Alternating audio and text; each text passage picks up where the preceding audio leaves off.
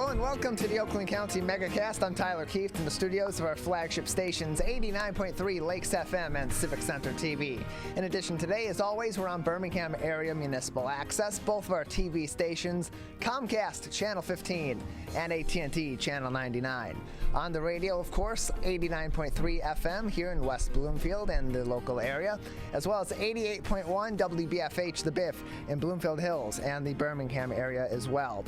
Also online, CivicCenterTV.com. Click on our Watch Live link or view us in the small player at the top right of our homepage on your computer web browser. Also on Facebook today, as always, Facebook.com/CivicCenterTV15 and Facebook.com/LakesFM. And joining me here in the studio, as always, is Ronnie Dahl. Happy Wednesday. Yes, happy Wednesday indeed, Ronnie. So the good thing, actually made a little bit of progress with Trixie Dixie this morning and trying to get her to run on the trail. Because anyone who has a dog, sometimes they get to a certain point and then they just stop. Yeah. For whatever reason. No. Yeah, they're just chilling at that point. They're like, no, I'm done, which means you're done. We're just sitting here, and then when I'm ready to go, we'll walk a few more steps, and it will be a few more steps, and then I'll be done again. Right, and when you have a 70-pound dog, when she's done, she's done. Mm-hmm. Oh, yeah. So I kind of tried to fake her out this morning and took her through the neighborhood. For some reason, she's cool with walking out on like the streets and the sidewalks, but it's on the trail. But I just kind of did like a pass around and then went back to the trail through the park. Okay. And then up and then through the neighborhood. Like there's some apartment complexes over in West Bloomfield, technically, and through there and then back on the trail, and she was fine. I don't understand these dogs. Yeah, I don't know. Maybe it's the location. Maybe they, smell some P-mail over there on the trail, and they're like, okay, this seems like a more friendly environment. I don't know what's going on. What's going through their heads? We were even out bright and early, but we did not see her friend, Mr. Deer. So a little bit bummed about that. But I will say, so your Facebook memories that come up. Oh, okay. For us, our Cocker Spaniel that we had that passed away right before we got Trixie. And she used to have this thing, Tyler, where she would find golf balls. Okay. And so along the West Bloomfield Trail, Pine Lake Country Club is on one side. We live on the other side. But you have the trail and like the wooded area in between. And you can always tell like the beginning of the year and days of golf outings. Oh, yeah. Because there would be so many golf balls. But it was amazing. Like, we didn't even train this dog for this. Little Cocker Spaniel would run into the little area, wag her tail, sniff out a ball, and bring it back out. Wow. And there were times she found 7, 8, 9 golf balls on one walk. So we would put them in like this container, and then at the end of the summer, we would count them, usually a few hundred. Wow. And Woody would always take out the Titleist. Okay. The expensive balls. Yeah, of course. And then I would donate a lot of the other ones. There was a lady in Detroit that had a vacant lot next to her and turned it kind of into a putt-putt. Okay. To introduce neighborhood kids to golf. So I would donate a lot of the golf balls to that. You know what Trixie likes to search for? Tennis balls. I don't know. I'm just going for a different... Snakes. Oh, okay. That's patently worse. And so this cute little Facebook memory comes up of this little Cocker Spaniel going into the woods, her little tail wagging, and coming out with her golf ball. And Trixie, she's like, I'm going in there, I see a snake. Yeah, Trixie's tail is wagging. She sees another tail wagging. She goes in there and she grabs it at it, and it's just a giant snake. Hey, play golf with this. We tried to get her interested in golf balls, and she's like, no. Yeah, no, it's not as fun as chasing a snake. The golf balls don't run away. It's not a challenge for her. Anyway, so Tyler, I will tell you. Yes. Yesterday, I have so many projects going on right now. I'm trying to juggle things, and I had to get on the phone with AT&T to do a simple transaction of transferring your billing responsibility. Okay. Not hard, right? Yeah. No. Yeah. Started this about a week ago. I'm coming up on the deadline, so I'm like, I need to get this done. I kept getting this error message, so it wouldn't let me complete it. So I'm on the phone for a good 2 2.5 hours with the tech people. And then basically he says, I can't help you. Transfers you back to the, customer service. Who then, you need the web people. Then it keeps hanging up when they try to transfer you, which, at that point, they're trying to get rid of you. Right, exactly. So I call back, finally get another lady, and she sends me over to this web person. Spend another, I even took screenshots, like 2 hours, 12 minutes on the phone with her.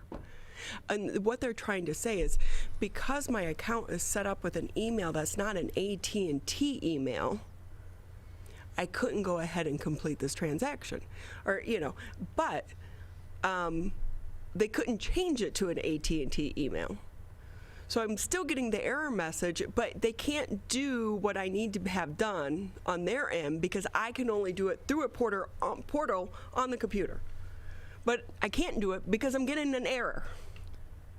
Yeah, that's not entirely surprising because they are, listen, AT&T, we love your franchise fees here and we'll continue to take them, but your customer service is garbage. And I've experienced this before on a much lighter level.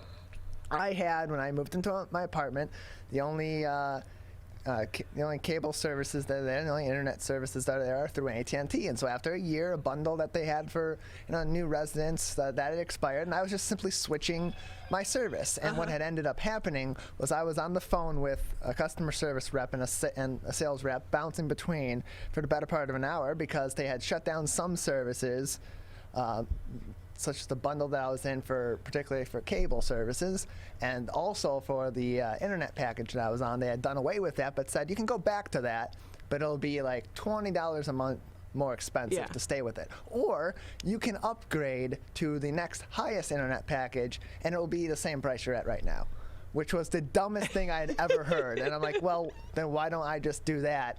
Not pay extra for your lesser cable package. And they're like, well, let me check now and see if we got a deal. And then they circle around. Finally, I got so lucky because I got into a customer service representative and their sales team that was just, it seemed like he was at the end of his day and he was just done dealing with the wraparound of everything. And finally was just looking through, just heavy breathing, like, oh, let me try another one. Let me try another one. Yeah, you know what? You're right. Just take this. You're done. Thank you. And that was the best thing that happened in that entire experience, was finally having someone that's just real with you and saying, yeah, you know what? We don't know what the hell's going on here. and these poor people on the other end. The one guy at one point, he's like, I'm just a tech rep. And I'm like, well, as the tech rep, you should be able to fix that. Right, isn't your whole area of expertise the tech? That's the problem. And I said, I can't be the first person who has a non-AT&T email trying to go through this, if this is what you guys are saying it is. Right. And I'm like, and you guys probably could have told me that about 3 hours ago. Well, like, tell me that when I set the account up. Hey, make sure you set up your brand-specific email here in your account so that we can do all these technical service things, because otherwise we could run into errors. Like, that's something you can tell up front. Yeah. So I reminded them, hey, you didn't need that email to take my money. Exactly. To pay the bill every month. So why do you need it? But here's the thing, too, is they just assume that everyone is online and has access to a computer. Right. And I said, well, there's got to be a way. Can I go into a store? No, they can't help you. You have to do it on the computer. Well, I'd love to do it on my computer, but there's an error, and you can't fix the error for me to do it on the computer, so you can't tell me there is no way for you to not be able to do this. No. And you really start to look around like, are there hidden cameras? Am I being punked? Right. I mean, that would at least, and my whole thing with anything like that is, look, if you're going to frustrate me or you're going to just, give me crap, at least make it funny. You know? So here's my advice to everyone out there, because we all run into this. Start tweeting. So, and I said to the lady at the end, I said, I'm going to tell you what's going to happen. I'm going to start tweeting stuff out and putting stuff on social media. Yeah. This is what happened when we were supposed to go to Italy. Right, yeah, with the airline. And yeah, we were I can't refund your ticket, but I can give my CEO a big old pay bump. Yeah, so all I did was, you go online, you look, hey, what was your PPP loans? hey, how much does your CEO make? Right. And I said, I'm going to start doing this, and eventually you guys are going to fix it. Right. So sure enough, I put out like the first tweet, and you get a response.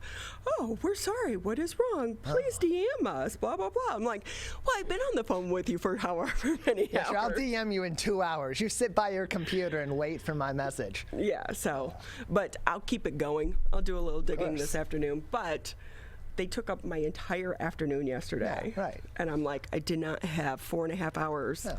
to spare to then not get anything resolved. We should at the be end able of the to day. bill them for our time when they do that. Right. And that's the other thing. It's like at least give a discount, a refund, something. Right. Oh, we're sorry we took up so much time and couldn't solve your problem. That we obviously this is a problem for you, and if it's a problem for you, our customer, it's a problem for us. Here's a discount. We'll give you a few bucks off over the next few months. It doesn't really help you, doesn't really make up for it, but it's at least something that's being like, yeah, we understand. We've put you through the ringer here and done nothing for you. Right. At this point, I'm just about to cancel. Yeah.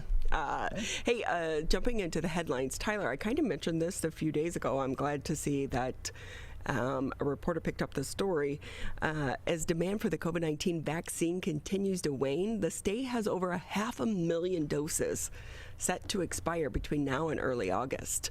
So it's pushing public health officials to try to vaccinate as many eligible residents as possible, in addition to redistributing vaccines to other states and large pharmacy chains across Michigan so that they don't go to waste. The estimate is about 250,000 doses of the Pfizer vaccine, at least 240,000 doses of the Johnson & Johnson vaccine, about 50,000 doses of the Moderna vaccine are nearing their expiration dates. That's according to the spokesperson for the Michigan Department of Health and Human Services. Now, more than 4.8 million Michiganders age 16 and older, and that's about 60.5% of the population, they have received at least one dose of the vaccine, according to the state's dashboard.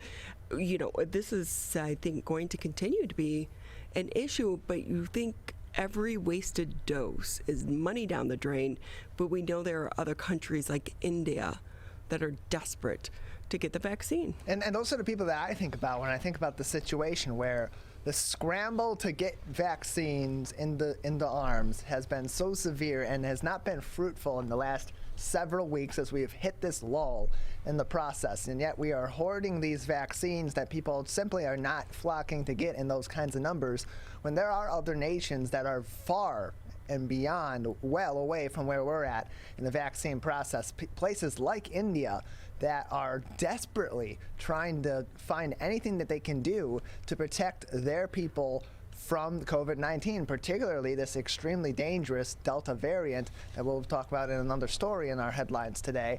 These countries could really, really use these vaccines. And there's other countries that are even neighboring us, like Canada, who's starting to ramp up their vaccine process, but has had delays over the last several months, and their residents are clamoring to get vaccinated. These vaccines could simply go to our neighbors and say, hey, here we go. We got an excess of these vaccines. Our people are not taking them. You need this to get through your process. Here you go, friend. No, we're scratching your back. Maybe you'll help us out later on down the line if we need it. And with that, too, because we know the border is still closed between the U.S. and Canada. And so if we can get more Canadians vaccinated, maybe they would allow for the border to reopen. And especially during the summer, which is a big time for tourism here in Metro Detroit and in the state of Michigan, including people coming over from our neighbors to the north and vice versa. People love going over to Ontario to go to Windsor or to go to Stratford or go to Toronto or other places in Canada over the summer that also have their own tourist attractions. Yeah, we were looking to go do the wine tour again. And borders closed. Right. So had to remind my husband of that. But I will say, here in Oakland County, things are looking pretty good. Oakland County's 7-day COVID-19 case average is the lowest it has been since June 26, 2020. 19 cases per day. Oakland County's vaccine coverage for those 16 and older stands at 67.4%. It's at 65.7% for 12 and up and 83.2% for seniors.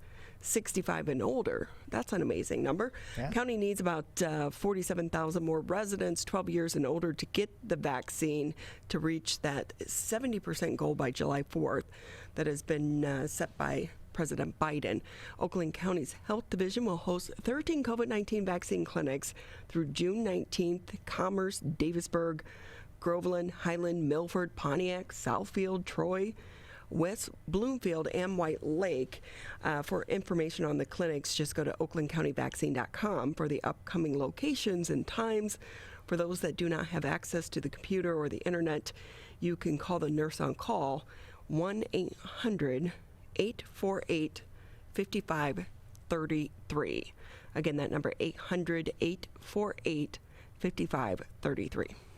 Yeah, Oakland County's been doing a great job getting its people vaccinated and continuing to ramp up these efforts in a variety of areas in the community to make sure that people have a lot of opportunity in their local area and don't have to travel across the county or well out of their way during their regular day, during their busy lives during these times to get vaccinated. And they've done a great effort with PR and with reaching out and with partnering with local organizations, with municipalities, and the leadership across the board. Both sides of the aisle have also played a great role in this with their teamwork as well. And the results are showing up very nicely for Oakland County as they continue to be really very close to that 70% threshold here in our local area. Yeah, I think we actually have some of the highest vaccination rates in the entire state. We do, yeah. So, the one thing we need to be concerned about, the Delta COVID-19 variant. It was first identified in India. Well, it's now gaining ground in the United States, including in Michigan, where 22 cases have been identified so far. Also known as the B.1.617.2 variant, Delta has quickly become the dominant strain of the virus in the UK, and some experts fear it's going to outpace other strains here in the U.S. So the Delta variant has been found to spread faster and cause more serious illness than the B.1.1.7 variant, now called the Alpha variant. I know these are hard to kind of keep up with, but which is currently the dominant strain here in the U.S. and Michigan. The Alpha variant previously was more contagious and thought to be more likely to cause serious illness than earlier forms of COVID-19. So the Delta variant is responsible for about 90% of COVID-19 cases in the UK and 96% of cases in England. And with that is one of the reasons they are delaying reopening parts of, the UK or right now because of this variant. So the United States is vulnerable to outbreaks from the variant because it has pockets where there are unvaccinated individuals, or some people just don't want to get vaccinated and they don't want to wear masks. So it's going to continue, I think, to be a problem. So many of us feel like we are on the backside of this. Life is getting back to normal, but COVID-19 is still with us. Right, we're getting there. We're starting to reopen things. Things are starting to look more normal than they have before, but the fact of the matter is we're still not at that herd immunity point. Not everybody, or at least not in enough numbers, have been vaccinated to the point where we can call ourselves in the clear from COVID-19, and this Delta variant, it has become the dominant strain in multiple other countries and has delayed reopening or reversed reopening policies that were set to be put in place in places like the United Kingdom. So something to continue to look out for, and reasons why we still need to be cognizant of COVID-19 and be careful around other people because we don't know for sure who is and is not vaccinated around us each and every day. So we'll be speaking with the Senior Vice President in Public Affairs and Communications for the Michigan Health and Hospital Association after the break about the variant and all other things related to COVID-19 here in the state of Michigan. So stay with us because I know, there's still a lot of confusion for so many people surrounding COVID-19 as we hopefully are emerging from this pandemic. So it'll be a great conversation here next. But first, this quick break on the Oakland County Megacast. Can I ask you a question? Why did you get your kids vaccinated? It was hard for them to social distance, to be isolated from their friends. I want them to get back to school and sports games. So as a pediatrician, I recommend the vaccine to everyone I know. The boys lost a former teammate and classmate who was only 20 years old. It's been a devastating year. We want to get back to normalcy. Our daughter is really looking forward to being with her friends, being a kid. Can I ask you a question? Why did you get vaccinated? I'd like to go to these school dances and spring break to have fun. I want to be in person for college next semester. I want to get out of this pandemic. I wanted to protect the people around me. Why did you get vaccinated? Because I'm really looking forward to hanging out with my friends. I just want to go to a show, dance around, not have to worry about anything, feel like I'm free again. So we can not miss out on the best years of our life.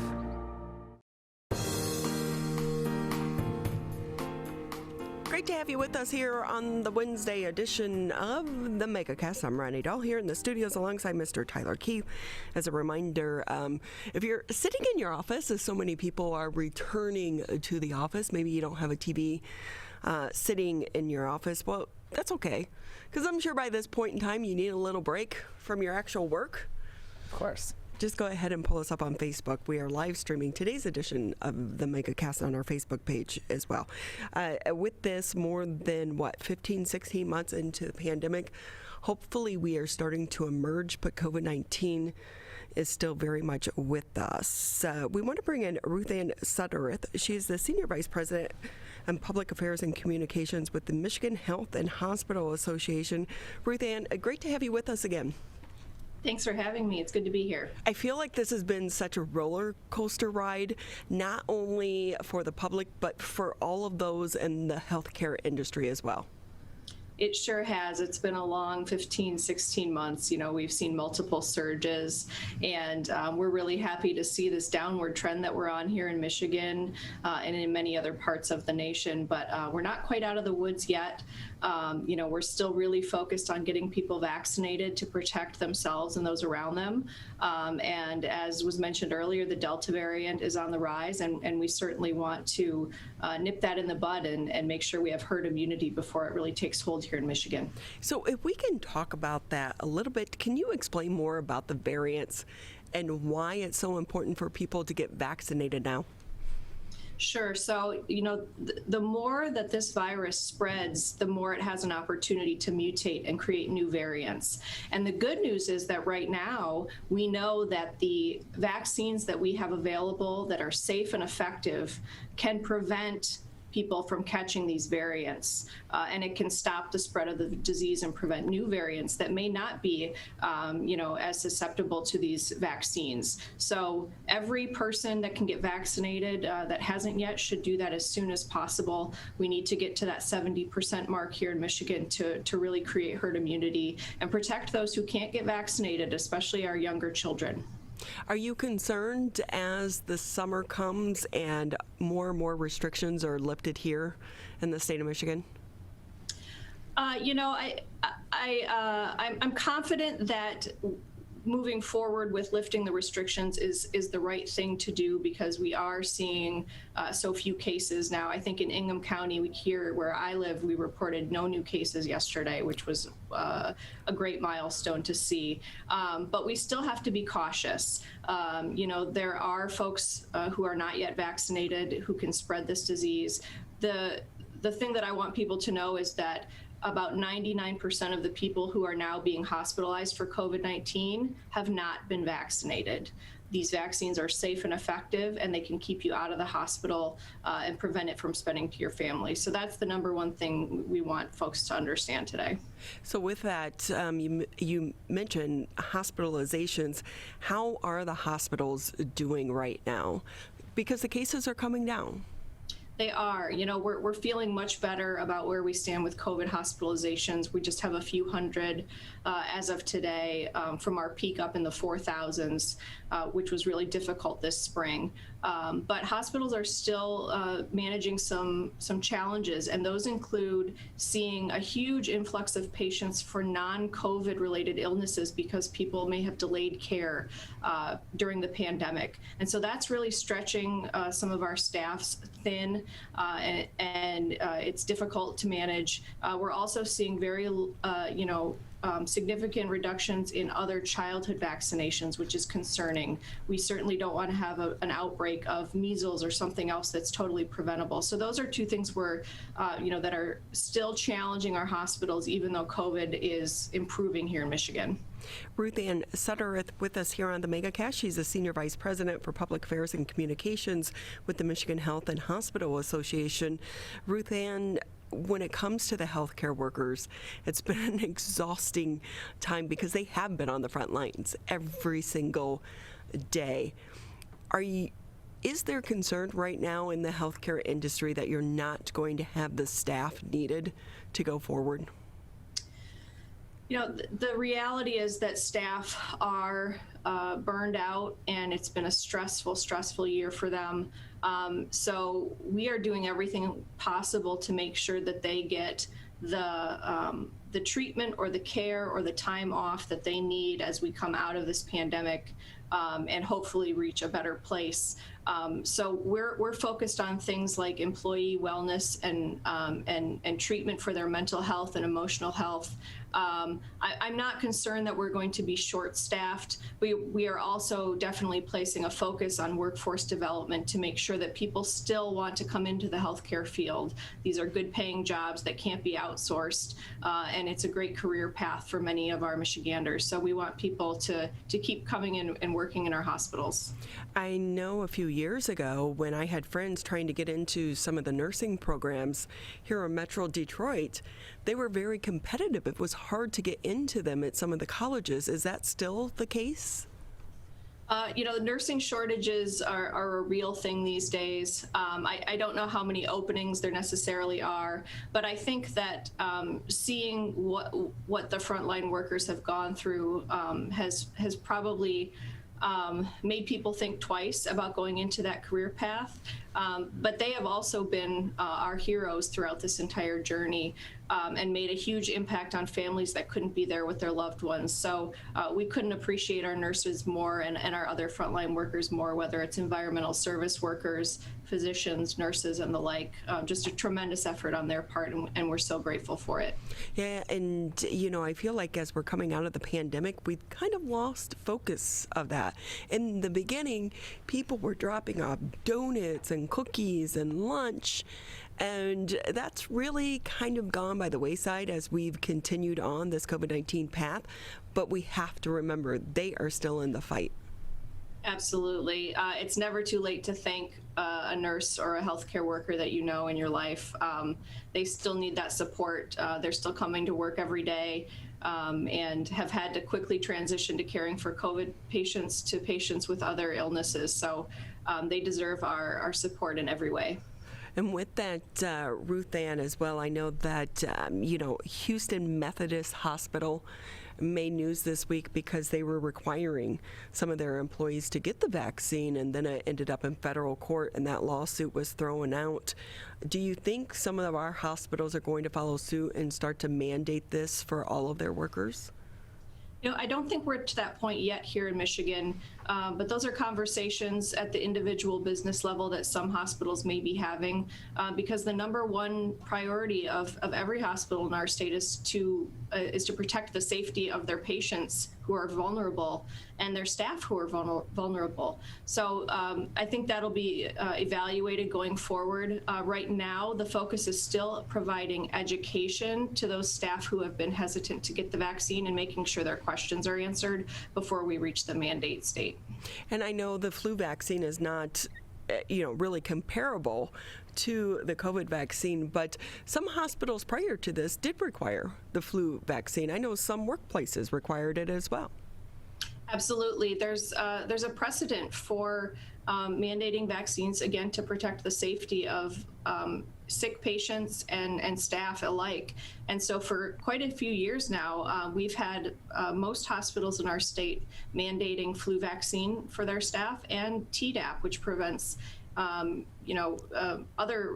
very serious illnesses to protect their patients and staff. So that's certainly not a new practice. And again, that's something that will be evaluated for the COVID vaccine as we get into further stages of this year and it gets full FDA approval.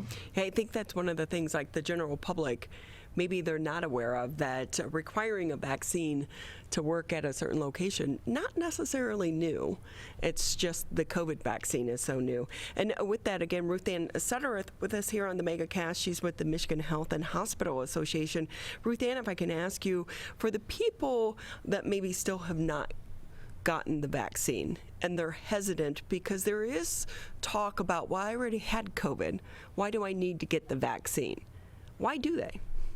That's a great question. You do get some protection if you've previously had COVID, but it's nowhere near the level of protection that the vaccine antibodies can give you. So we urge people to get vaccinated as quickly as possible. But if you do have questions, please reach out to a reputable source, call your doctor's office, contact your local hospital or health department, or visit their website. There is a tremendous amount of information about the safety and effectiveness of these vaccines. No safety steps were skipped in the development of these vaccines.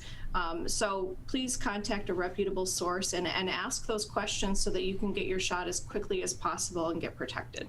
What's so hard is knowing that we have, more than 500,000 doses just here in the state of Michigan that are coming up on their expiration date. And we think about how desperate people were to get this vaccine back in the beginning. Yes, we have certainly seen our supply and demand flip from where we were earlier in the year. In just a few short months as well. Yeah, it didn't take long, for sure. It was great to see people clamoring for the vaccine, and we've certainly seen a shift from these mass vaccination centers that we saw in many communities now to more community and local sites in neighborhoods and physician offices doing vaccinations. So I think we'll continue to see that trend. And this could be a vaccine that, it just ends up in everyone's doctor's office and they get it as part of their annual physical going forward. But we don't want to see those vaccines go to waste. So our hospitals are certainly making sure that they are sharing their supply with anybody who needs doses. And I know that our state health department is trying to understand how we can share these doses with others who are in need before they go to waste. Yeah, I mean, it really is sad to think if they have to be thrown out and they, because they were spoiled. Ruthanne Sudderth with us again here on the Megacast from the Michigan Health and Hospital Association. And I know, Ruthanne, another question from a lot of people in the general public surrounding wearing a mask. If I've been vaccinated, why should I still wear a mask, especially if I have to visit someone in the hospital? Yeah, so, a mask, is still going to offer an additional layer of protection to you and, more importantly, to that other individual. In healthcare facilities in Michigan, a mask is still required, any type of healthcare facility. There are people in those facilities that have compromised immune systems. There are children who cannot get vaccinated. So it's incredibly important that if you're going into a healthcare facility that you still wear a mask. And then, when you're in other businesses that require it, they're trying to protect their customers and workforces as well. So, we urge people to be cautious. If you're vaccinated, you may not need to take that extra step. But if you're visiting a healthcare facility, you still need to wear a mask. And think about the drop in flu cases last year. Maybe something like the mask maybe should just be worn, in the flu season, right? I mean, I know, this was the first year my kids and I, weren't sick for 15 months and we had masks on all the time. So it might be something new that folks do in future flu seasons. We had very few flu cases, which was incredible to see. And I hope that continues. And with that too, because I noticed that even going like shopping or to the grocery store, you don't see, number one, people masked up, but they're also not wiping down their carts like they did before, or hand sanitizing. It used to be you go in, the first thing you did was sanitize your hands coming out. Now this store shelves are stocked. You can get hand sanitizer and Clorox wipes and toilet paper. No problem there.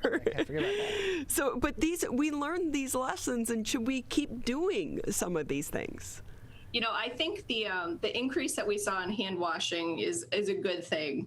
I think that had something to do with how healthy people were this past flu season.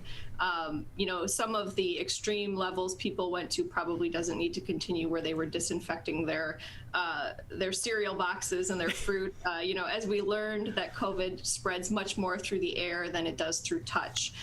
So you get through a pandemic and you learn these types of things. But I certainly hope that people saw the value in some extra hand washing, especially in the cold and flu season.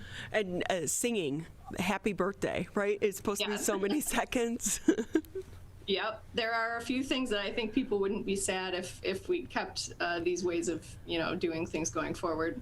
And with that too, remote working, I think I saw a study where they were talking about the reduction of how many people called in sick to work this past year as well. So there were some upswings to COVID-19.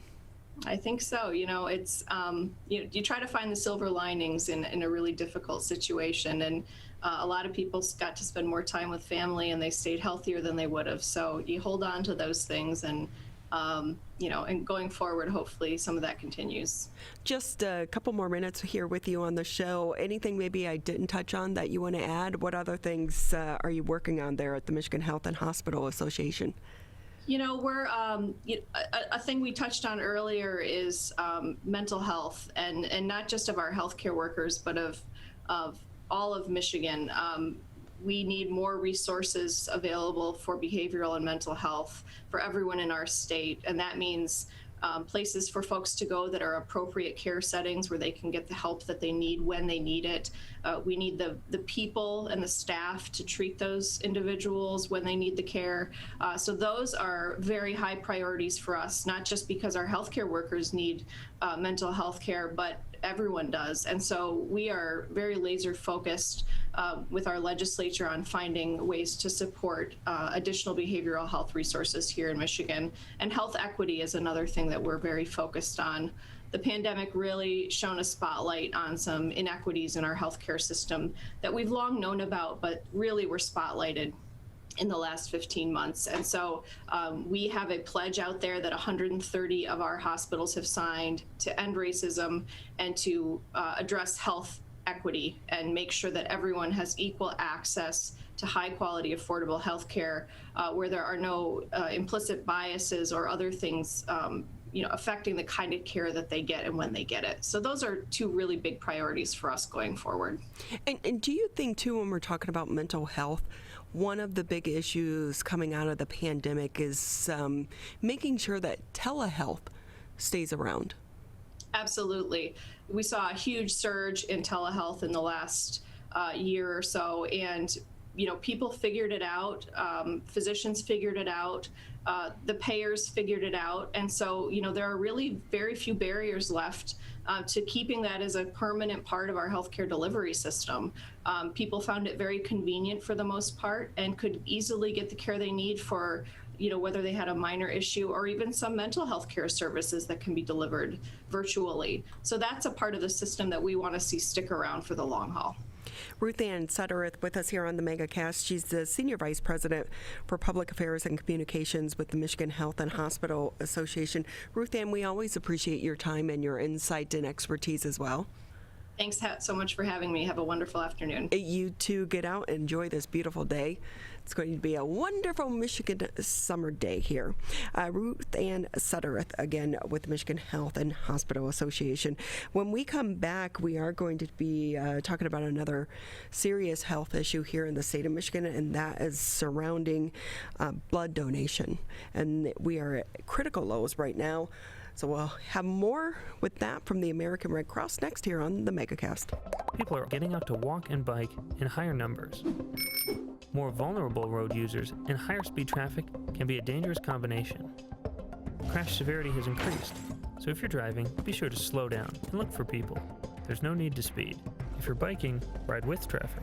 If you're walking, avoid stepping into the road if possible. If you have to walk in the street, walk facing traffic. Learn more at walkbikedrivesafe.org.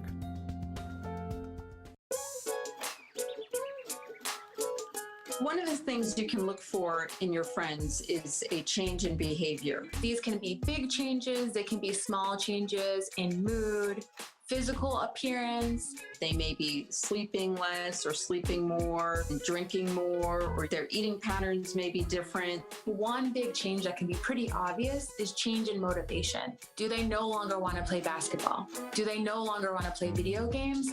Now that we're spending more time online and in virtual settings, it's really important to pay attention to the language that your friend is using and the words they're using to communicate. So when we text our friends, are they taking longer amounts of time to respond? Are they not responding at all? You don't have to be an expert to try to recognize these signs. The second that you feel it in your gut and that you're concerned, that's the second to have the conversation and open the door to what might be going on. Whatever gets you talking.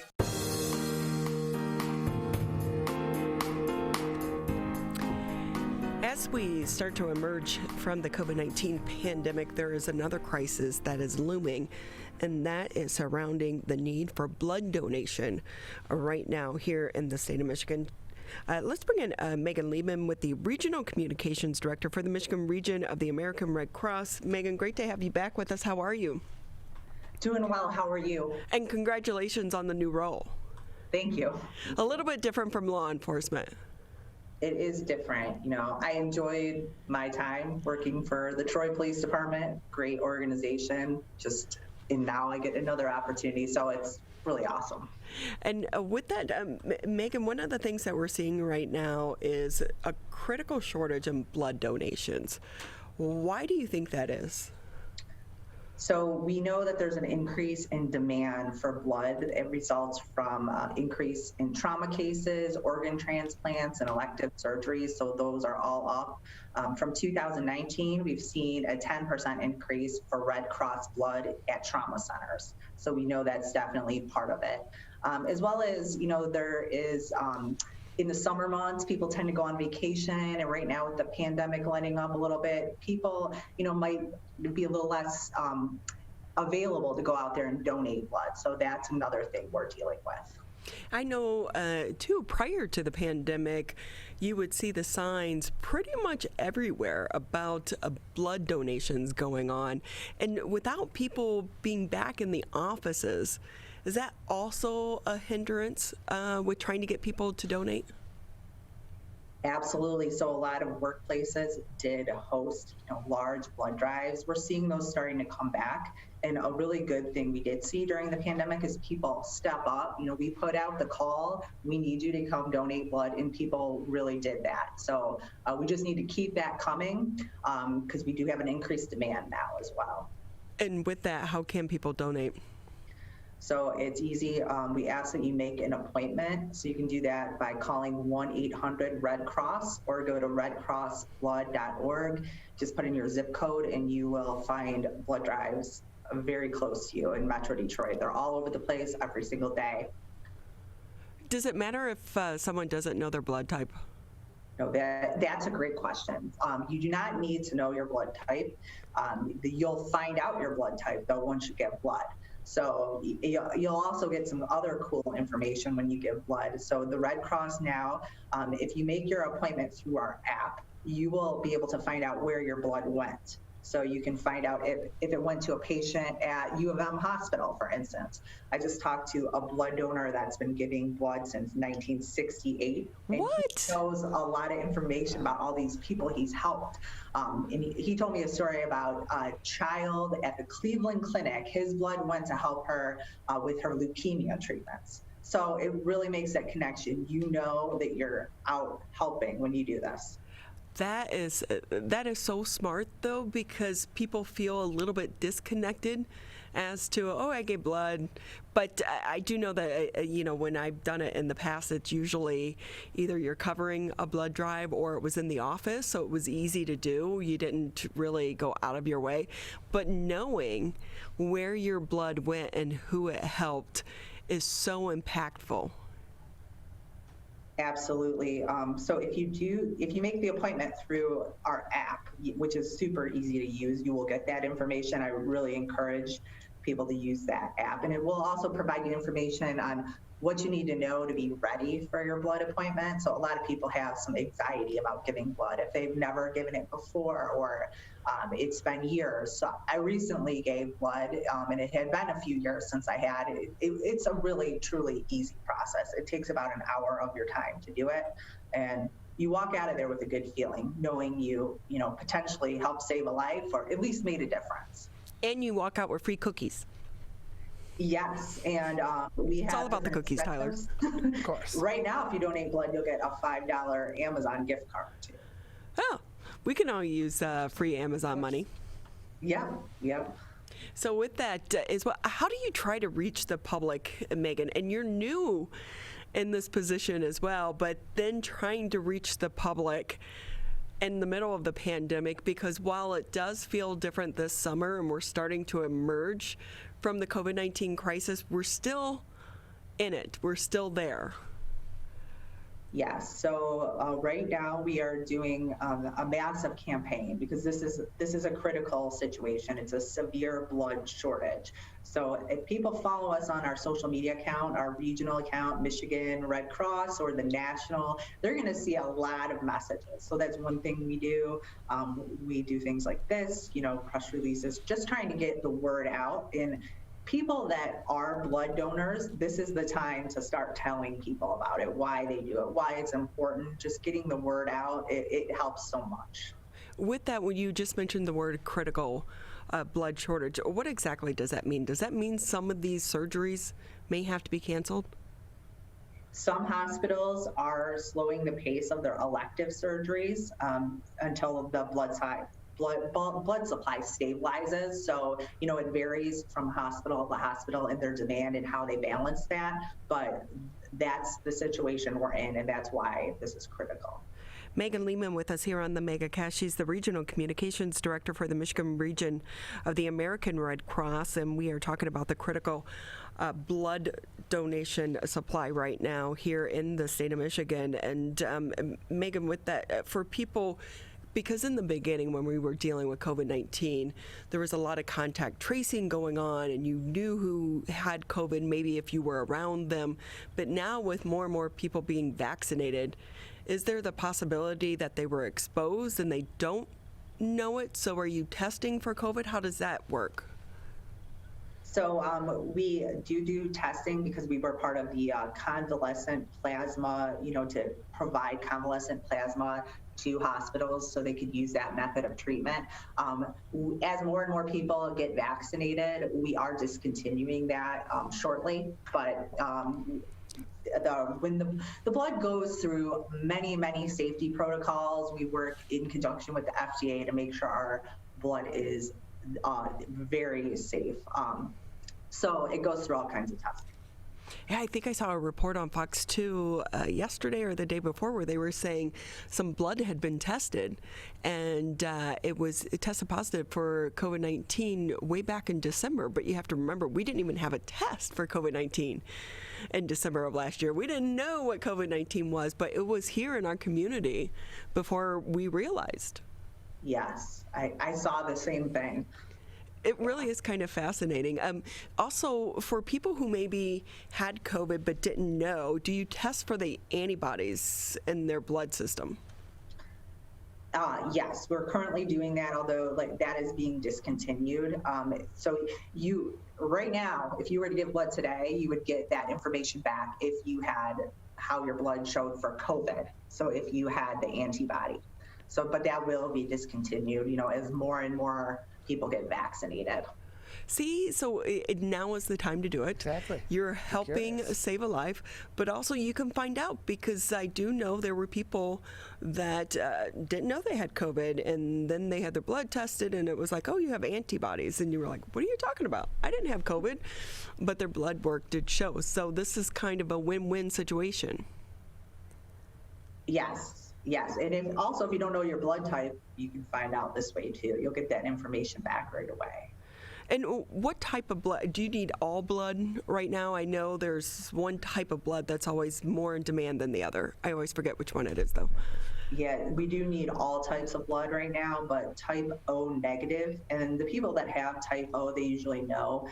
We come after them and ask them to give us blood all the time because it's the universal blood type. So that's what emergency room personnel need when somebody comes in with a trauma, a serious car accident where that patient needs to be treated right now. They grab that type O blood, and so we need a big supply of that. And that's one of the reasons we're out here really encouraging donations.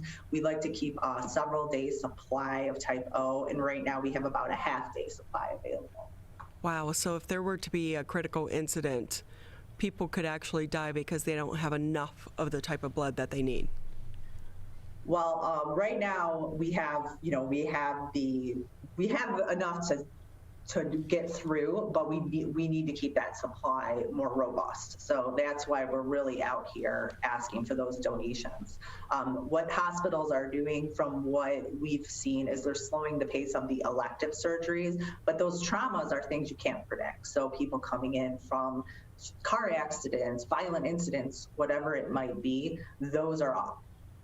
Meghan Lehman with us here from the Michigan region of the American Red Cross, and I know that we're focused on blood, but you had just mentioned the plasma. Is that still a need right now?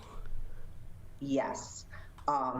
Yes, we need plasma. We also need platelets, which is the clotting portion of blood. Those have a pretty short shelf life. They need to be transfused to patients within 5 days of donation. So those are critical for people undergoing cancer treatments. So we need everything right now, and we want to really get the word out and encourage people while we're coming into summer. Especially coming up on July 4th. That's when the donations usually kind of dip down a little bit. And with that, when we're talking about donating blood, Meghan, if you can kind of clarify, if I go to donate blood, do I have to just give blood? Can I give blood and platelets or plasma as well? Or is it just one of the three? So whole blood is typically what most people do when they sign up for blood donation. That takes about an hour, relatively painless process. But when you go to our website, and I would encourage people to do that, go to redcrossblood.org. You can look at the different things involved and what type you want to donate, what types of appointments are available, and decide what's best for you. What's the age? The age is, that's a great question, because I thought it was 18, and I discovered yesterday it's actually 17. Oh. So, teenagers, you know what, this would actually be a great thing, like as part of a public service. If you graduate high school, part of your public service is to donate blood and help your community. Yes, absolutely. It's an easy thing to do too. Like I said, it's really easy, and people don't realize, especially if you're in the Metro Detroit area, you can find an appointment right close to where you live. You probably get an appointment today in many cases, go in, and then within an hour you're done. With that, Meghan, so you've been on the job for a few months now. What's the biggest thing that you've learned making this transition? So I've learned a lot, working in law enforcement. It's a big world, but it's also a small world too, Red Cross, we do a ton of different things. And honestly, I wasn't aware of all of them. We talked a lot about blood, and that's what people know the Red Cross for. But we also do service to the armed forces. You might think of Red Cross from back in World War II, but we're still doing that today, providing support to military families, veterans, hospitals, and even on the ground in situations where our military is activated. So that's one of the really cool things, disaster response. Another thing the Red Cross does, and we really, are leaders in that, along with our government partner, FEMA. We're getting ready to deal with the hurricane season. So we will have volunteers from the Metro Detroit area deployed to hurricanes, and help with those situations. So it's a big big wide world out there, and there's lots of organizations doing great things. I remember covering Hurricane Katrina down south, and we actually went down there. I convinced my boss that we needed to cover it because I wanted to go, and so we went, but we actually followed the volunteers from Red Cross from up here in the area as they, made their trek down and then continued to help people in the disaster area, because when you're covering a hurricane of that magnitude, the American Red Cross was the lifeline for so many of these families because they lost everything. You didn't even have a house, and you had the truck out there providing food and water, and it's just surprising to know that these are really volunteers that either took time off work or their work was gracious enough to grant them the time and to go and volunteer. And I know for so many of them, their life is never the same after an experience like that. And usually the American Red Cross, you're on the scene within hours of a disaster like that. And so with that, Meghan, too, how are you doing on volunteers? Do you still need volunteers? Absolutely. So we need volunteers in the Detroit office. We need them for our disaster action team, which is, like you said, they might be the ones that respond to that hurricane out of state, but they also deal with local disasters, which we actually have every day because we consider home fires a disaster, and that is a major issue in Metro Detroit. So we'll go out to those home fires and talk with the survivors and provide assistance to them. There's lots of opportunities in that area. We also have opportunities related to blood, to work at those blood drives and help comfort people and walk them through what it's going to be like. redcross.org/volunteer, you'll get a whole bunch of opportunities based on where you live. Meghan Lehman with us here from the Michigan region of the American Red Cross. Meghan, great to have you with us. Thank you for having me. We appreciate your time. For everyone out there, please take a few minutes out of your summer to go donate, because if you were on the receiving end, hopefully you never have to be, or your loved one, then you know just how much of a gift donating blood really can be. Meghan Lehman with the Michigan region of the American Red Cross. When we come back, we are going to be talking farming in Livonia. And I also am excited to ask them about the baby goats. That's next here on the Megacast. Today, it is easier than ever to join Michigan's Organ Donor Registry and help build a bridge of hope for organ, tissue, and eye donation. Just one person can potentially save or help improve the lives of up to 75 people. By joining, your legacy could be the gift of life. Sign up today at michigan.gov/SOS or at any of the more than 145 Secretary of State self-service stations located across Michigan. Be part of Michigan's Bridge of Hope by adding your name to the Organ Donor Registry. Who is struggling right now? I am. My son is. Many are struggling with anxiety, depression, and substance use.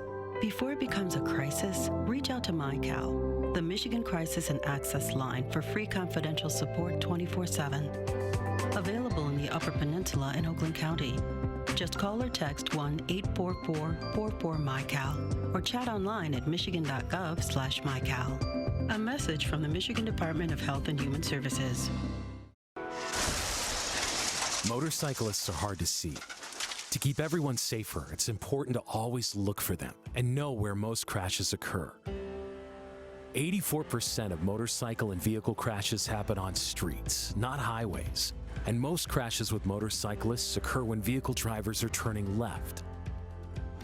So before turning, especially to the left, make sure you look for motorcyclists. Then look again. It could save a life.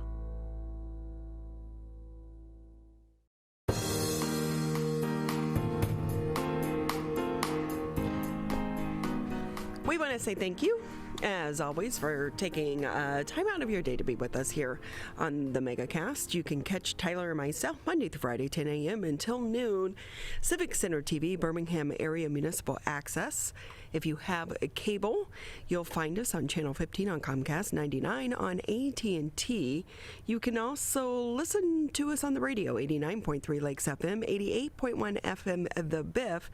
And that's still not enough for you, you'll find us on Facebook where we live stream today's edition of the show on our Facebook page. And all of that, Tyler, makes us the Megacast.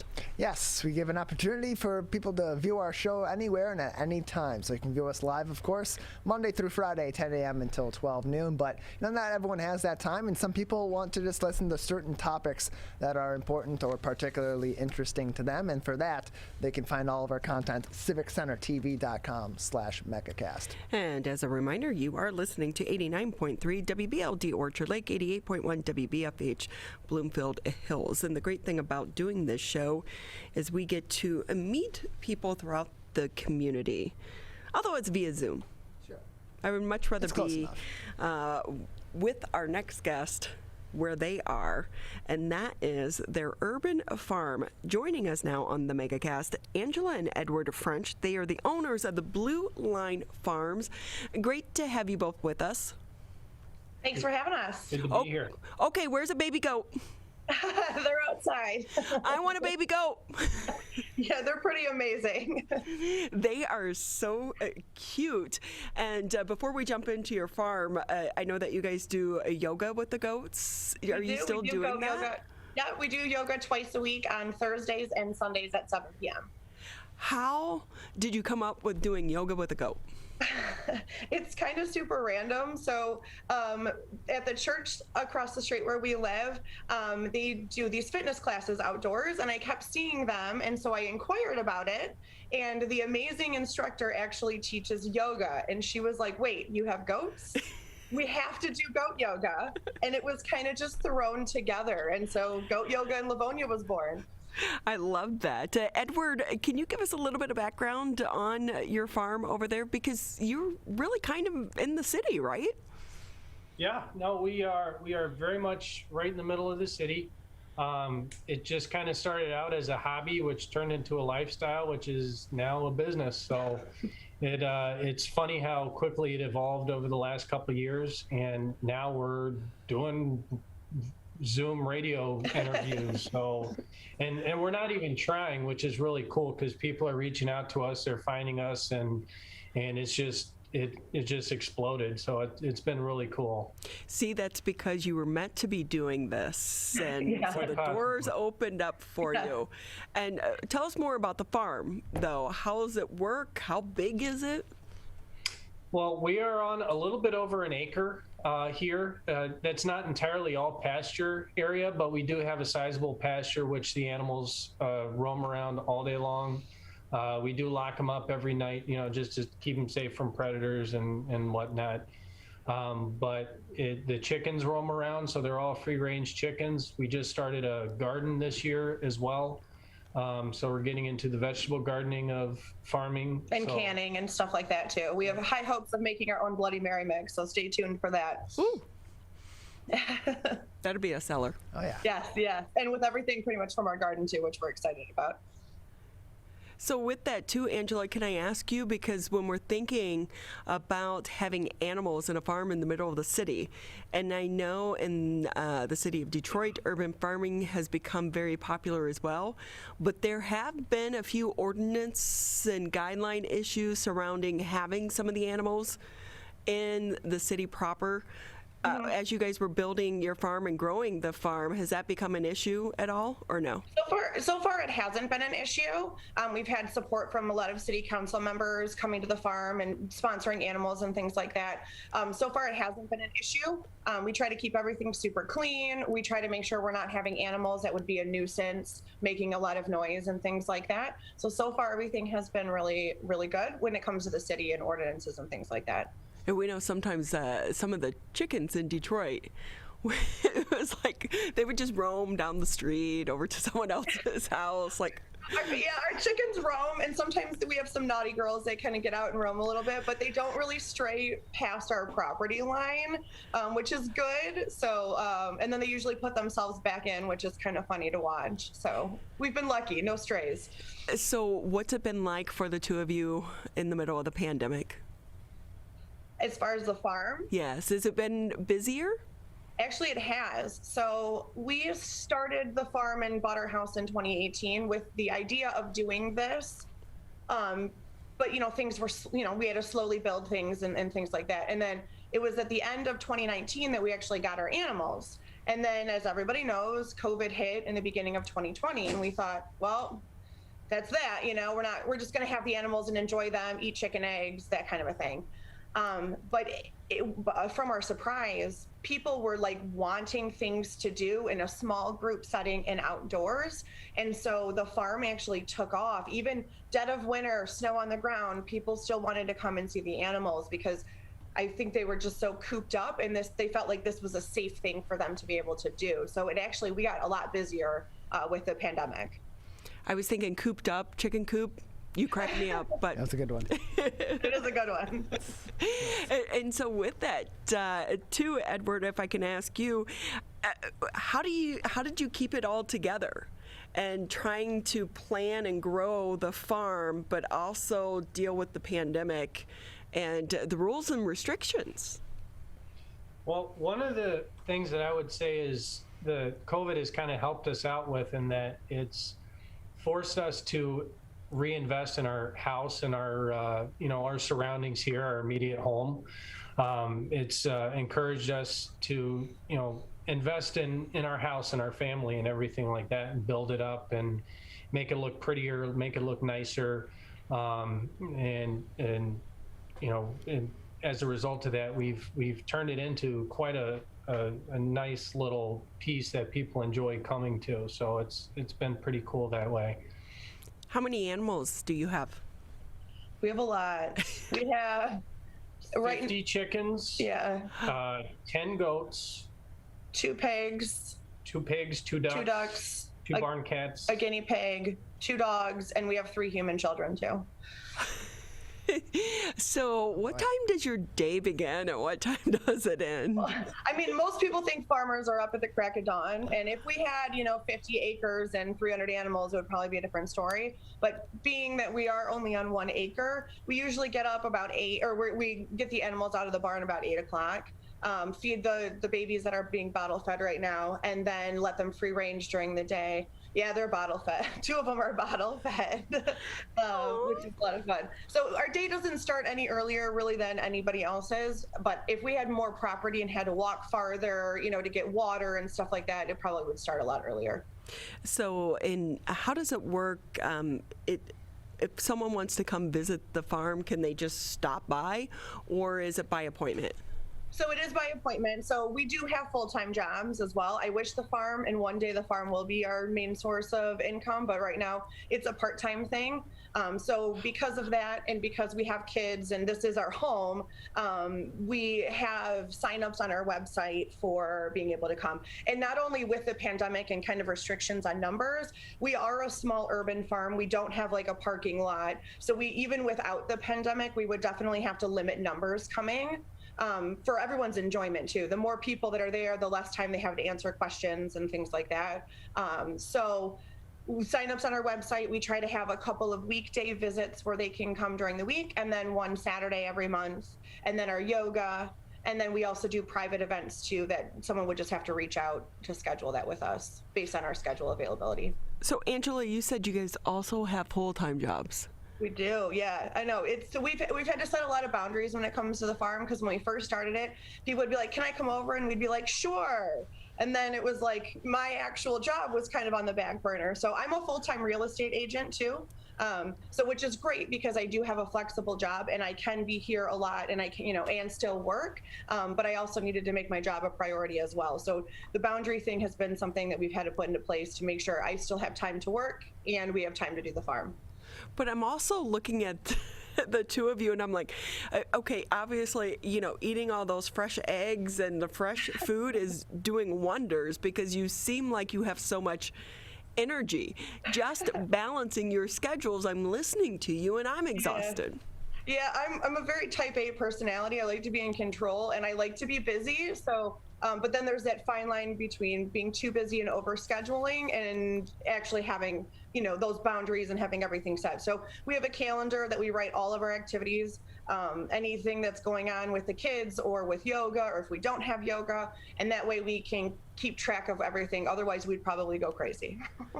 So, and added to this, you actually have items up for sale.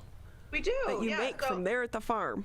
Yep. So hopefully it'll get expanded by the end of the summer. But right now we make homemade goat milk soap from fresh goat milk, and we make that right here. Eddie helps too, and sometimes the kids do, so it's a family affair. We also sell our chicken eggs. We sell duck eggs. We also have farm apparel, like you can't really see, but we have our farm T-shirts for sale too, and some like drink koozies we have right now. And we're kind of just slowly expanding kind of merchandise, but that's what we've got available right now. And eventually, once the garden gets up, we'll be doing the Bloody Mary mix, canning pickles. And then extra vegetables and stuff like that for sale too. Okay, so I'm going to give you guys a hint. There was a little dive bar in New Orleans, and they made infused Bloody Mary mix, and it was so good. And I've never been able to find it up here. And I tried to make some off of Pinterest. Just didn't turn out quite the same. So come up with an infused Bloody Mary mix, and I'll market it for you. You got it. Well, we're gonna do our best. We love a good Bloody Mary, so like that's our goal, is to make like a really good Bloody Mary. That sounds awesome. Unfortunately, I forget the name of the little dive bar, other than it's a little dive bar in the French Quarter. Maybe that was the name. Well, maybe we can find it. We'll figure it out. Right. I'm sure if I dig back through my, my bank account, because I was going there like every day, because I was like, this is so good. I mean, it was like awesome. This is so fun, though, and I know that you guys are so busy, but where do you hope this will go? Like full time? Yeah, we have a 10-year plan. We call it our 10-year plan. So in 10 years, all of our kids will be out of school. Our youngest is 8. And so our 10-year plan, we love what we do. We have so many people reaching out to us on a daily basis, almost like, hey, can you house my animal? Can we rehome it? And we just don't have the infrastructure and the space. I would love to one day not only have like an animal sanctuary, so if any animal needs a home, we can provide it, but then also continue the experience of people coming and having an immersion experience with the animals, not just from the gate, not just from afar, but actually coming in and touching them and feeling them and learning about them. So our 10-year plan is to find a piece of property somewhere in northern Michigan. It has 50 to 100 to 200 acres, and have as many animals as possible, and also maybe even do like a bed and breakfast type thing where you can come and stay on the farm in a little cabin and have an immersive experience as well. So that's kind of our plan.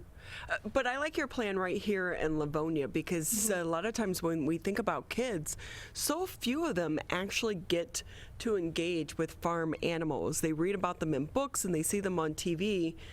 But when you live in a city, you're so limited to really having those experiences, because, I mean, we used to have the big fair at the fairgrounds.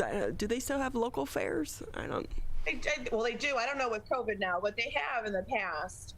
But it's pretty much just like the 4-H animals there. So it's not really like, you could go and ask them questions and things like that. So we feel it's really important to have the kids be able to come. They can ask questions. They can, touch an animal. I mean, I see some of these little kids that are just, going up to one of our big goats and just like loving on him, and he's just standing there loving the attention. It's really neat to watch them and how excited they are. Angela and Edward French with us here on the Megacast. They're owners of Blue Line Farms. And Edward, what's it been like for you to see some of the kids engage with the goats and the chickens for the very first time? It's really cool. We do get quite a bit of repeat families that come through here. The kids they don't want to leave when it comes time for them to go. You can definitely see that they're 100% happy, and they enjoy the interaction with the animals. It's fun watching them try to run around the pasture trying to catch a chicken, and or playing with the baby goats up on our playscape, and jumping around playing The Floor is Lava. It's fun to watch them just unleash with the animals, and that immersive experience, I think, is one of the things that's different about us than maybe some of the other farms around, in that we do let the kids and everything play up with the animals. They can pick them up, they can hold them, and it's just more of an intimate surrounding and more intimate environment, and I think that people really click onto that. And so many kids probably really needed that engagement this year, spending so much time in front of their computer screens. So to actually get out in the fresh air, or not so fresh sometimes, country air, but to really, be around animals had to be, almost a therapy for them and their parents. It was. Their parents seemed very, very grateful to have something to do and to bring them to, and it is outside. We did wear masks, and we did try to stay away and keep our distance like we should have. But they seemed very grateful to have an opportunity, because they'd be like, "Oh my gosh, we haven't been out in public or doing anything since X amount of time," and so everybody seemed like they needed it. How many times did you hear little kids say, "Mom, I want a baby goat"? Oh, they'd be like, "We're going to take it with them." We joked, this one little kid, we're like, "We're going to check your pockets before you leave," so many, even the adults, "We're going to take a baby goat, how much for it?" And a lot of them really want, or baby chicks. When we had baby chickens too, they were very excited about those too. So about how many eggs do you get from the chickens and the ducks every day? So it fluctuates. The duck, we only have one female, so we get one duck egg a day. The chickens, though, it fluctuates. So they stopped kind of laying in the winter because they lay less when there's less sunlight or daylight. And so right now we're getting like 18 to 25 a day. That's a lot of eggs. It's a lot of eggs. So yeah, it's a lot of eggs, which is good because our eggs are amazing. But yeah, it's a lot of eggs. Anyone on the keto diet, go get the eggs from. They're so good. Once you try farm fresh, you're never going to go back. They're just so good. So I saw on social media as well, when we're talking about the goats, I remember a few years ago someone brought in a bunch of goats in the city of Detroit to try to, clear out some of the vacant lots because the goats eat the grass. They eat everything. And Nicole Curtis just posted on her Instagram page, I think it was, and she's obviously from HGTV, had the big dispute with the land bank, ends up getting the house, but the grass was real high. So she brought in these little goats to clear away the grass. I mean, it was so adorable. Yeah, they'll eat poison ivy. They'll eat anything. So, they're good to have around because they keep things nice and tidy. See, the goat, they can eat my grass, but the deer cannot eat my flowers. Stay away. Yeah, right. Well, the goats might eat your flowers too. So. Well, okay, baby goat. A strong talking to. Angela and Edward French with us. They are the owners of the Blue Line Farms located in Livonia. Where can people find out more information, or maybe if they want to buy some of your soap as well? So we have a website. It's super easy. It's bluelinefarms.com. We also are on Facebook and Instagram. I try to do some live videos and things like that on Facebook to kind of show the baby goats playing or our garden progress and things like that. So we're Blue Line Farms on Facebook as well, and Instagram, and they can find us on both those places and order eggs, soap, anything like that. Sign up to come visit on our website. And how many people can participate in the yoga classes? So we recently reduced the yoga class just to have everyone be able to park in our driveway. So 25 people can come to yoga, and then farm visits is about 20 people at each visit as well. Just like I said, to keep numbers down because of the parking situation, and also the smaller the amount of people, the more intimate the visit is, and they can ask any questions and things like that. Angela and Edward French with us here on the Megacast at Blue Line Farms located in Livonia. It's great to have both of you with us. Thank you so much. We really appreciate it. Thank you. We appreciate your time, and I need to get out there. I want to do the goat yoga. See you soon then. Love to have you. I know. I need to find a girlfriend, because I'm sure if I said to my husband, "Hey, baby, let's go do goat yoga," it's not going to go over so well. I'm going to try that today. Yeah, Tyler. go for it. Go for it. Maybe I'll text him. Yeah, get a nice reaction out of him. Again, support local. It's a great thing they have going on there in the city of Livonia. We love animals, and anytime you can get kids engaged with animals is a good thing. Yeah, it is.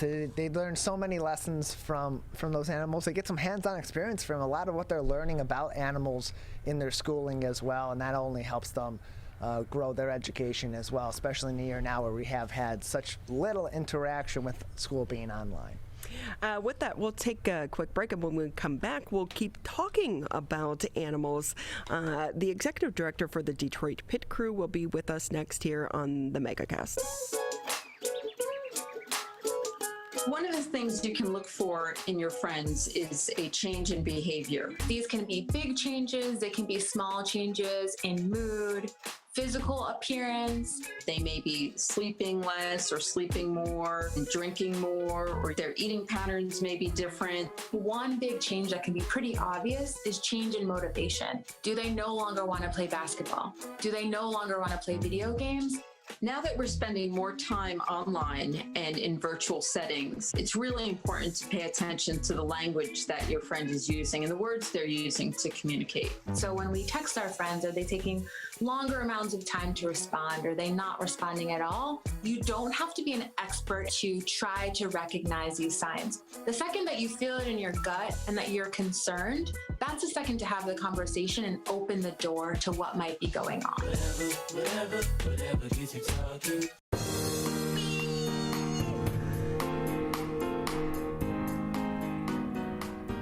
Thanks for being with us here on the Megacast. As a reminder, if you missed the show or want to catch an interview, you can always do so. Just go to civiccentertv.com, click on Megacast. That's where we post the entire 2 hours of the show. Or if you just click on the on-demand section, you can also watch individual interviews as well.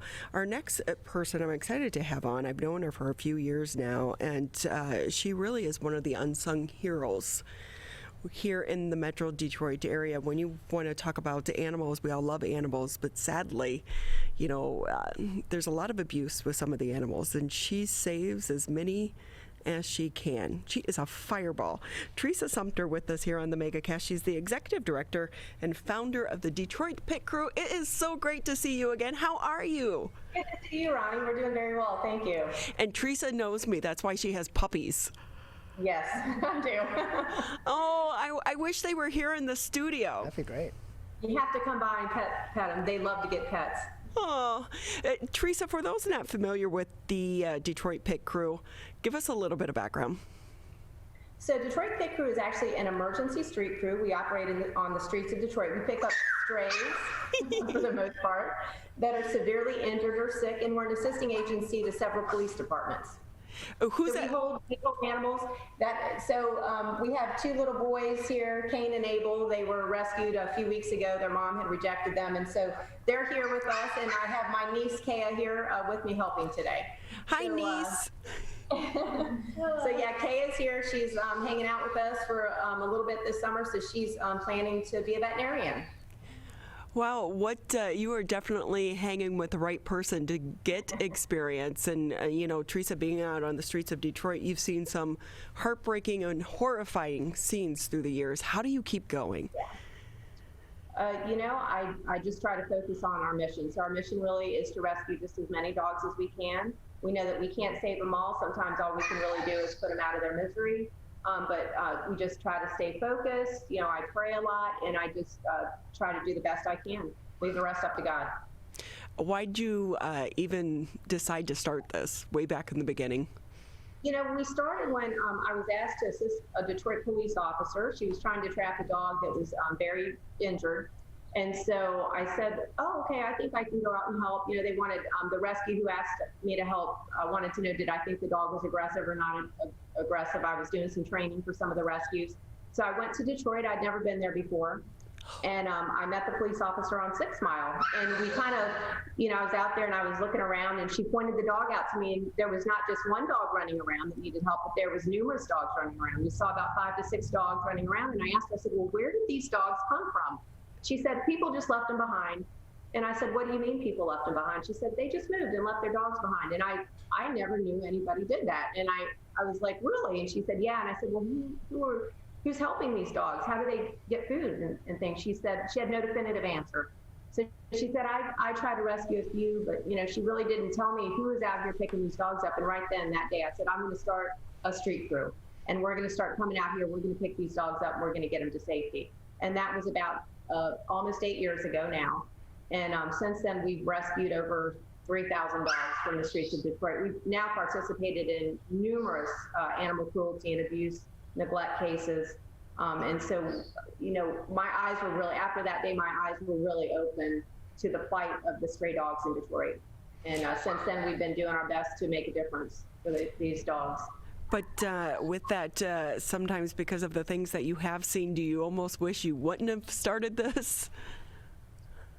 No, I mean, I think that to start with, if I would have known what I was taking on, it would have been very intimidating to me, because when we got started, there was literally thousands, an estimated tens of thousands of stray dogs running the streets. And I didn't realize how prevalent animal abuse and neglect was, especially in the city of Detroit. So if I would have known at the time really what I was taking on, it would have been super intimidating to me. And I'm not sure, I probably would have felt overwhelmed, but just one day at a time, one step at a time, we pushed through and really tried to make a difference in the city. So with that, in the middle of the pandemic, the need to help these dogs doesn't stop. So how have you been doing over the past year? So, the pandemic really was a very challenging time for us, as it was for everybody. One of the things that we were affected by is that, a lot of the veterinarians that we use, the veterinary hospitals that we would normally use, they went to, half staff, or they didn't have as many, openings for us as they normally would, because their staff went low. They weren't able to board dogs for us or anything like that. And so that really became a challenge for us, because once we pick up a dog that's been shot, it's been hit by a car, it's been severely neglected, and now we need a veterinarian really to assess the dog. A lot of the veterinarians we would normally use weren't able to see us. So that was truly a challenge. We did find an emergency vet where we take the majority of our animals as Advanced Animal Emergency. Put a shout out to them. Thank you, Advanced. They've really been heroes for us, lifesavers. And so, we take a lot of our dogs. They're open 24 hours a day, 7 days a week. They're open to us, all the time. So thanks to them, we were able to kind of push through. But it even became a challenge then, because, they also were seeing regular clients at the same time. And they had to shut down a couple of times due to COVID exposure. So during their shutdowns, it was really a challenge for us. Oh, but yet you keep going, and you're doing this, and you're mainly just, funded through donations? Yeah, we are funded solely through donations. Yes, we get no grants, we get no government funding, no state funding, nothing like that. So with that, how's it been over the past year? Are donations up or down? It was a struggle at first. We did end up doing, we were able to pay our bills, and we did well. This year, it's really been a struggle. The donations have dropped, and we know that, a lot of people are struggling with the rippling effect of not working, losing businesses, losing their houses, losing their income, and, just some people having medical bills and things like that. So, we always are in need of funding, and if people want to donate, they can do that by going to DetroitPetFood.com. So, hey, Theresa, what's your niece's name again? Taya. Say, how are you doing with the puppy? Well, I'm struggling a little bit. I like to let her hold the ones that cry a lot, because she likes those the best. He has a lot to say. Most definitely. You're very boisterous there, little one. What's it been like you to hang out with your aunt and learn about all of the things that she's doing? It's been a lot of fun. You see a certain image on social media, and when you get here, it's definitely more real. We got a dog that was shot, and it's a lot different in person than what you see on social media, and it's a great experience. How old are you? 15. See, I think you were already on your way to success, because at 15, getting involved and then knowing that what field you want to go in, this is real life and real experience, and you'll remember this for the rest of your life. And, Theresa, I know that you're still such a champion out there each and every day, but some of the things I don't know how you recover from seeing. They've been pretty horrific. You've actually been on some of our scenes, Ronnie, and I know one in particular that still to this day, it is hard to process, and hard to think about, it's undescribable, right? It was very difficult to see. It was a situation in which we found deceased dogs in a house. Many had been cut up and things. And you just can't imagine what those dogs went through prior to death. And, in my mind, like, what could we have done to prevent this? Is there, how to stop this from happening in the future? And it is difficult. It really is. Like I said, I pray, I try to focus on what our end game is. And our end game is to save as many of these dogs as we can and prevent this from happening to other animals. And I just try to stay focused and, ignore the other things that may distract us from what really our ultimate goal is. So, Theresa, I know that in the beginning of the pandemic, a lot of shelters were emptied. So many people were adopting dogs and cats and animals, which was a great thing. But as we start to emerge from the pandemic, people start to go back to work, or the ones that lost their homes. Are you worried that you're going to start seeing some of those animals abandoned again? I am worried about that. And right now, we get about 30 to 40 calls a day with people trying to turn over their dogs to us.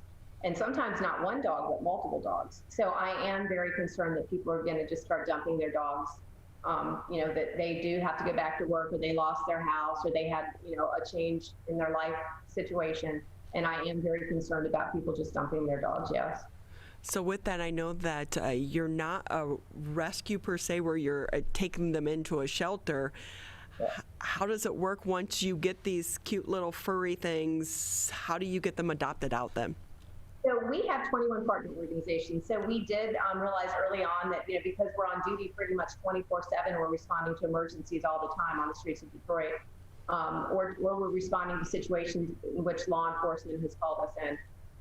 We did find partner organizations that adopt out the dogs that we rescue. So once these dogs are off stray hold, they're medically cleared, they've been temperament tested. We have 21 partner organizations, and they help us by adopting out the dogs that we've rescued. So, and that's super helpful, because then we're not running around doing home checks. We're not, processing adoption applications and trying to choose which is the best home for this dog, and going and making sure that the dog has now acclimated to their new home. So we have partner organizations that take care of that for us. And that's super helpful for us. But we do know that even them, they're telling us that they're getting returns now from the dogs that have been adopted out, or they have a lot of people contacting them trying to, surrender dogs into their care, which is very difficult, because, sometimes I feel like people think that rescues are, a safety net for their dogs, and that's not the case. A lot of times these rescues, they're run by people who work full-time jobs and then also do rescue on the side, and they have to beg for money just like we do, and they're not government funded. They don't have an unlimited amount of money to pay for all the care that these dogs require. They have a limited amount of space and resources, and so we know that a lot, not just us, but our partner organizations are also struggling right now. So what advice would you give to someone that does rescue one of these dogs? Because sometimes the puppies are cute, but if you get an older dog, they can come with challenges. Yes. Yeah, they can. The puppies come with challenges as well. So with puppies, you have to plan on taking care of that dog for the remainder of the dog's life. So that could be 10, 15 years. We don't know how long. The dog may live a very long time. And so when they get older and they have medical needs, you have to plan for that. And even, the senior dogs as well. When you adopt a senior dog, they may need time to get acclimated. It takes, a moment for them to get into a routine. And we want people to understand that these dogs are not, they shouldn't be considered discardable. These dogs are family members. They should be treated as family members. When they're old and they're sick, that's when they really need you probably the most. We had somebody today reaching out to us trying to give us, a 10-year-old dog that I guess they had a, lifestyle change, that they can no longer keep the dog. And it's very unfortunate, because that dog will be very hard to find a place for now, because he's older. And it's really not fair to the dog. Especially if they've been with the family their entire lives, that's their family. So it's very disheartening and sad when we know, and we do understand there's certain situations in which people just cannot keep their animals. We do understand that, but we do ask that people try their best to keep their animals with them. And too, a lot of times we don't talk about the conversation if something were to happen to a person, what should happen with your pets. And, we do that for kids, but we never do it for our pets. And, with COVID, there were people that passed away from the virus, and then their pets were abandoned as well. And so you really need to have those conversations with your family and your friends. Who's going to take your dog in the event something happens? Right. And when you have multiple animals, there's been people that have passed and they have multiple cats and dogs, and then the family is kind of like, well, what do we do with these animals now? So that is something that definitely needs to be discussed. It's good to, have a will together and, have that down in writing so that everybody understands what is to happen to these animals in the event of, the owner no longer being there to take care of them.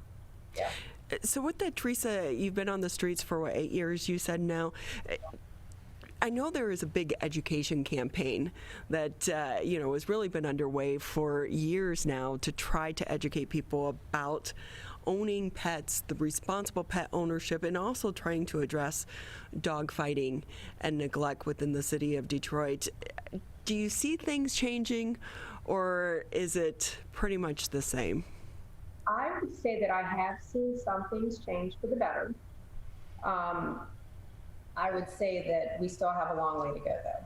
We know that dog fighting in Detroit is still rampant. We know there's pockets of areas where we know for sure that the same people that were dog fighting 8 years ago are dog fighting today. So they get arrested, and usually it's not just for dog fighting. It's usually a number of different crimes that they're arrested for. Dog fighting is low man on the totem pole when it comes to charging them and actually seeing a prosecution, and then they're back out doing the same thing. Dog fighting for some of these people is very lucrative. And so that's the way they make their living. And they're really not going to stop unless there's more serious consequences. And I know that there has been legislation and the talk like it will make a headline for a while because just attending a dog fight is a felony. But however, and like you said, so many of these cases, they make plea deals. And they make plea deals, they're not properly charged. They're like, it's not worth processing the dog fighting part. A lot of these people, they're going to jail on other things along with the dog fighting normally. And so, I guess they feel like the crime that they're least law enforcement, I feel like, is least concerned about probably would be the dog fighting. But I do think that we've come a long way. So I do think that there is progress being made. It's slower than what we would hope for. And we do hope that in the future we will continue to see people charged with and prosecuted for crimes against animals, whether it's dog fighting or whether it's just severe abuse. And we hope that there'll be less plea deals and more actual people seeing jail time and seeing some more serious consequences for these actions towards these animals. Kayla, it looks like you have the magic touch over there with the puppy. You've got to quiet down now.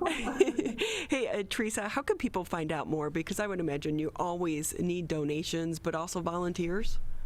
Yes, definitely. So if anybody wants to contact us, they can, again, go to DetroitPitCrew.com. That's our website. There's an email on there where you can contact us. And, if you just want to contact us and come take a tour of our intake facility. We do not have a shelter. A lot of people think we have a shelter. We don't. A lot of people think we're specifically a pit bull rescue. We're not a pit bull rescue. We work in Motor City, so we're called Pit Crew. So we will rescue any breed of dog. But if people want to just come and take a tour of our facility and learn more about us, they can contact us through our website at DetroitPitCrew.com. Theresa, it's great talking to you again. Good talking with you too, Ronnie. Good seeing you. You look great. I want to see the puppies though. I like that puppy breath. I love puppy breath. You need to come in and see us. We definitely need to catch up. And again, Theresa, though, I will say, you have saved so many dogs and you've helped so many of them as well. You really are one of the heroes of Detroit. And so we want to say thank you for all that you do as well. Well, thank you, Ronnie. I appreciate that. Again, you can find out more. Please go to their website, Detroit Pit Crew. And one thing I love about organizations such as this, she is on the streets. And you know that the money that you donate goes directly to helping so many of these animals. And if you really want to have your eyes open, go out with her and some of her volunteers one day. I will say, though, be prepared, because you can't unsee some of the things that you see, but it does ignite that passion to try to help as many of these animals as you can. Yeah, these animals need a lot of this help, and it's organizations like the Detroit Pit Crew and others in our local area, whether it be in the city of Detroit or metropolitan area throughout the state, that are helping to provide these animals with the care that they desperately need when they come out of situations where they've been left behind or been treated very inhumanely by a lot of really bad people. Again, if you want to find out more, DetroitPitCrew.com. We'll take a quick break here on the Megacast. When we come back, we'll round out the show talking about employment. That's next here on the Megacast. Can I ask you a question? Why did you get your kids vaccinated? It was hard for them to social distance, to be isolated from their friends. I want them to get back to school and sports games. So as a pediatrician, I recommend the vaccine to everyone I know. The boys lost a former teammate and classmate who was only 20 years old. It's been a devastating year. We want to get back to normalcy. Our daughter is really looking forward to being with her friends, being a kid. Can I ask you a question? Why did you get vaccinated? I'd like to go to these school dances and spring break to have fun. I want to be in person for college next semester. I want to get out of this pandemic. I wanted to protect the people around me. Why did you get vaccinated? Because I'm really looking forward to hanging out with my friends. I just want to go to a show, dance around, not have to worry about anything, feel like I'm free again. So we can not miss out on the best years of our life.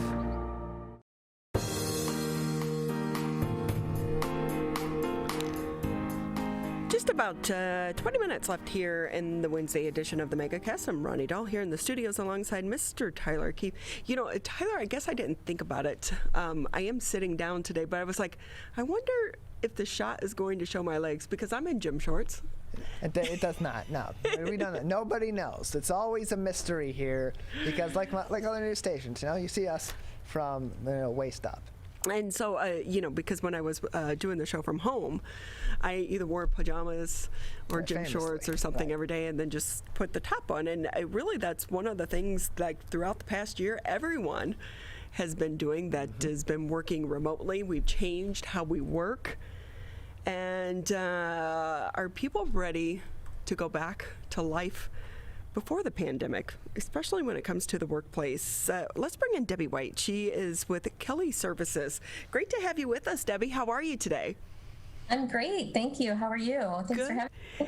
So are you wearing pajamas today, or are you actually dressed? I heard that conversation, and it's really funny. So I have a professional top on, but I am wearing shorts. So see, right along with me, I know that my husband had to go back into the studio, and we're like, oh, we have to start going to the dry cleaners again. It's like changed this entire world that we once knew. And for someone that works with the labor market, do you think we're going to go back to life as we knew it pre-pandemic, or are some of these changes here to stay? I really feel that some of these changes are here to stay. This has really changed the way that people work. It's changed the expectations that, when remote work got put into place. So Kelly Services, for example, we connect people to work in places that enrich their lives. And last year, we went through a transition to being a specialty talent provider where we match science and engineering talent, professional industrial workers, contact center substitute teachers with employers in need of their skills. And 5 years ago, we actually went to a Kelly Anywhere program. So in 2016, we were able to take some of our corporate workforce and other full-time workers and have them have more of a life-work balance in working from home. We've been around 75 years. We'll have our 75th anniversary in October. So we've obviously have throughout history had to reinvent a lot of things. So when this pandemic hit, due to our IT infrastructure and just the way that we made an investment in technology, we were able to really quickly get moving and be agile and go, fully remote once COVID hit. So there are some people who, to this day, our headquarter offices are going to be opening, but we're still allowing that flexibility, which I think we'll see well into the future.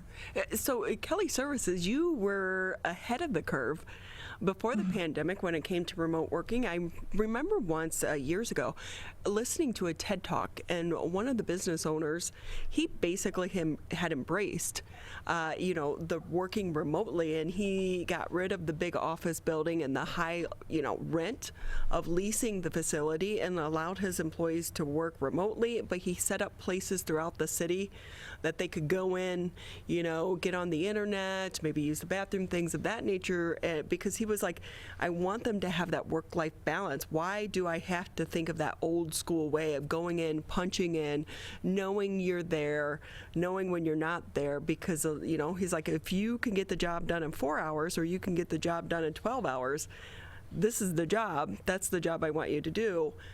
And he found that employers were actually happier and he had less turnover. So do you think that's one of the things we're going to see some of these companies addressing coming out of the pandemic? Absolutely, especially the ones that have that capability. Where we've seen a really big impact is with women. Women, when the pandemic hit, 6 out of 10 women are, the primary child care providers. 80% of the women were tasked with homeschooling, and 40% of pretty much all parents had to do some sort of shift within their employment to compensate for this. And it's still kind of going on. You still have that fear, right, of health concerns or caring for elderly parents. And so those types of positions are very attractive to women. And employers, we're very consultative with our clients.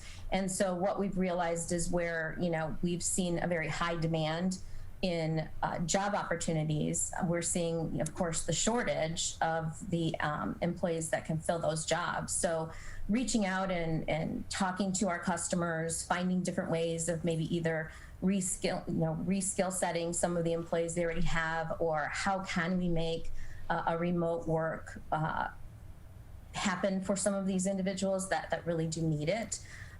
In addition to that, we've seen shifts in hours where, in case, some people would prefer to work, the third shift because, that's easier to get childcare while your children are sleeping. Or your spouse who maybe have another job could handle that responsibility. And so there's really a lot of changes that have been going on, and we've been really talking to our employers about that, and about also the importance of a company culture now more than ever. It's the little things, of course, pay has been, people have talked about pay forever. So, pay has always kind of been a thing. But now that we're seeing, like I mentioned, the caregiving, the healthcare issues, but also consulting and really looking at the employees to find a good fit and a good match with what works with them. And then talking to our customers about their culture and, just the importance of engagement with their employees and our employees. We have talent people talent advisors, that they go in, and that's their primary job, to talk to our talent, make sure they're doing okay, seeing how they're doing, because sometimes it's just that appreciation that makes it all the more worthwhile. And if you don't have that, or if something negative does happen, you can pretty much walk out of the company, go to your car, and get another job tomorrow, because that's how tight the labor market is right now. Yeah, and with that, how difficult is it to get top quality people with some of these jobs, and what are the big demand jobs right now? So right now we're seeing an increase in automotive, finance and insurance. Our light industrial manufacturing is full back on. For a while there, we did have a lull with that. Life science, especially in clinical research, we have seen a tremendous jump in those types of skill sets. So what would you say to some people that maybe were laid off? They're still collecting unemployment right now, but they're looking to even maybe possibly change careers. This is a good time to do that now. Yes, we are seeing a lot of that. It's actually, we've looked at a couple studies that 1 in 5 workers are planning on changing their job, or just, going through a pandemic gives you real insight into yourself, and it allows for a lot of introspection and looking at what job is right for you. So we're seeing that that increase, and then 1 in 3, that's like 34% of millennials that are looking for a job with a different employer. And a lot of those are really looking for some of that work-life balance where you have that remote capability, maybe a hybrid type of a situation. But there are a lot of jobs. We're seeing a lot of direct hire because, of course, now benefits are really important to people now more than ever. So that's another source. Debbie White with us here on the Megacast. She's the portfolio leader over at Kelly Services. And Debbie, if I'm negotiating with an employer to get a new job, is it open for negotiation right now? Can you try to get either better, more pay or more time off? Should you have that conversation going into the job? Absolutely, and now more than ever, because the customers and clients that we work for, they want to know that, as well as even Kelly. What are your expectations? What are you looking for, and how can we make that happen for you? We do a lot of wage and market analysis for our clients as to what these employees are looking for. Sometimes it's pay, sometimes it's they may need to have Tuesdays and Thursdays off, and they're an excellent employee, where back in the day it'd be like, oh, you would, they had attendance points and you wouldn't be allowed to do that or have that capability. And we're seeing more and more the openness of companies to really listen to what the talent is saying and what their needs are, and they're shifting and adjusting, and the ones that are doing that are very successful at not only getting talent but retaining it as well. I heard on the radio a recent study where they were mentioning how many women have left the workforce throughout this pandemic, and it has really set back women, in some of these positions for years. How long do you think it's going to take for that side of the labor market to recover? So I think, again, from the perspective of a woman, you were citing the nearly 3 million American women have left the labor force over the past year. And a lot of those reasons were due to COVID and childcare. And, we've seen it, that people can be successful. We see it every single day. My children personally are grown, and they're in grad school and law school, and so I didn't experience that, but we do see it on calls where you're having a Zoom call or a Teams call, and you see a child running across the room, or somebody's internet went out and they had to go and fix it for them. And so, but we can do it all. You can do it. I mean, we've proven that it can be done. So I don't think it's going to take that long for companies to make this shift and understand that the way that we're doing work today, it can be the way that we do work in the future, because it's been successful. So I know that in the past, if you had a gap in your employment history on your resume, it could be cause for concern. Is that still going to be the case coming out of COVID? No, I don't believe so at all. Yes, that used to be a big stigma. And even now, though, with the people wanting to work gig jobs, and it's not looked at as a stigma anymore at all to have a gap, and especially if it's an explainable gap, as well. I mean, an employer may ask you in an interview, what was going on during this time, and I really believe that once anyone on a resume sees, the dates of 2020 and 2021, they're going to be extremely understanding of what has occurred. Man, don't you remember back to, New Year's Eve, and you're like, 2020 is going to be such a great year. It just sounded cool. Yeah. What a year it turned out to be. And with that too, going forward, what advice do you give to someone that is looking for a job right now? Well, first and foremost, go to our website, kellyservices.com. We have a lot of job opportunities, and our recruiting teams will work with you. They want to understand, again, it's not just, oh, can you do this job? Because it used to be more of a, can you put the square peg in the round hole? Can you do this? Can you do that? Can you type? Can you, do data entry? And now it's a shift of more to what is it that you want to do? What would make you happy? Not just from a skill set perspective, but really looking at company cultures and making those matches, and just having, at Kelly, we feel our talent is just as important as our clients, and we want everyone to be happy and have a win-win-win for everyone. Currently, right now, we're very committed to our Equity at Work initiative. So again, for those of you who are looking for work, we started to change our hiring practices. So we're opening it up to, a different pool of individuals where maybe barriers have existed, and it would be hard for people to attain enriching work. So, we want people to see their full potential and thrive. So there's obstacles like outdated degree requirements. I mean, not all jobs are requiring a degree, could be experience. There's bias against candidates with criminal records. We've updated our policy around minor drug offenses, specifically to marijuana convictions, so that will provide those people with the low-level criminal offenses greater access to work within our community. We also have, discrimination of neurodiverse talent, which, we're a big proponent and partner with a Best Buddies program. So we're using our technology, doing it every day to across all of our job postings to facilitate equitable and inclusive hiring.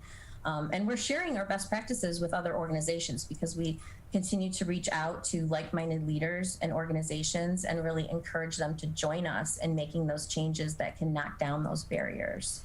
With employers struggling to fill so many of these positions, is there concern that they're not going to be able to, get enough diverse applicants to even apply right now? So I don't know if it would be so much as a concern. We are actually actively seeking diverse candidates, and so I don't see that really as, for me personally. I have not seen that as an issue. I think there are pockets of individuals who maybe only looked at one type of hiring source and that's all they went for. And never really bothered maybe to get out into the community, different community centers, looking at these other types of talent. And it's hopeful with our voice as Kelly and the other leaders who have joined us participating in this program that we'll see a change. Debbie White with us here on the Megacast. She's with Kelly Services. We so appreciate your time today. Oh, thank you so much. It was my pleasure. And you guys have a really great rest of your afternoon. You too. That's going to wrap it up for the Wednesday edition of the Megacast. We'll be back here tomorrow morning, 10 a.m.